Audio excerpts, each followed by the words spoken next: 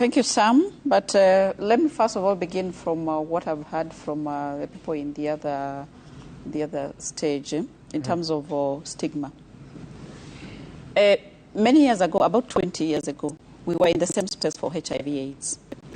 And we had many programs running nationally about ukimwi unaua, jikinge na ukimwi, and we created a lot of awareness around HIV/AIDS.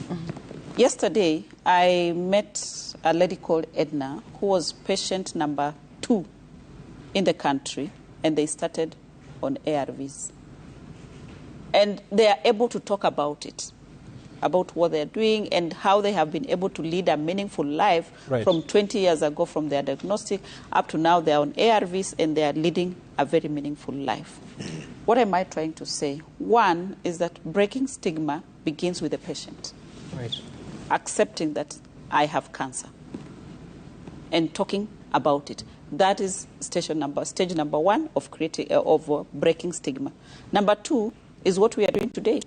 Many people do not know that National Cancer Institute is a saga in the Ministry of Health.